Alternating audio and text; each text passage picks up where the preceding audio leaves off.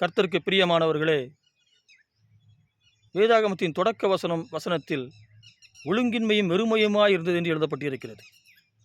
அப்படியானால் ஒழுங்கின்மை இருக்குமானால் அங்கு வெறுமை இருக்கும். நீங்கள் ஒன்று ஒழுங்காக செய்கிற பொழுது, காலையில் 5 மணிக்கு எழும்ப வேண்டும் என்று நீங்கள் ஒரு ஒழுங்கை நீங்கள் கடைபிடிக்கிற பொழுது, இரவிலே சீக்கிரமாக தூங்க வேண்டும் என்கிற சிந்தனையும் புத்தியும் உங்களுக்குள் வரும். இரவில் சீக்கிரம் நீங்கள் லேட்டாகி தூங்கினால் ஒரு சில நாட்களில் நீங்கள் எழுந்திருக்கலாம், ஆனால் அதை தொடர்ச்சியாக செய்ய முடியாது. அப்படியான ஒரு நண்பர் உங்களிடத்தில் பேசி கொண்டிருக்கிறார் என்றால், நீங்கள் அந்த சரியான நேரத்திற்கு உறங்க சென்று விடுவீர்கள். நீங்கள் ஃபோன் பார்த்து கொண்டிருக்கிறீர்கள் என்றால் எவ்வளவு நேரம் பார்க்க வேண்டும் என்று நீங்கள் திட்டமிடுவீர்கள். அப்படித்தான் பாருங்கள், நீங்கள் ஒரு இடத்திற்கு காலையில் 9 மணிக்கு செல்ல வேண்டும் என்றால், அது ஒரு 100 கிலோமீட்டர் தூரம் இருக்கும் என்றால், நீங்கள் எத்தனை மணிக்கு கிளம்ப வேண்டும் என்று நீங்கள் சிந்திப்பீர்கள்.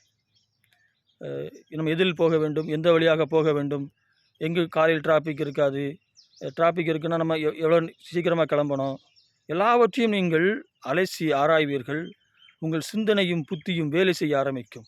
கர்த்தர் அதைத்தான் சொல்கிறார்.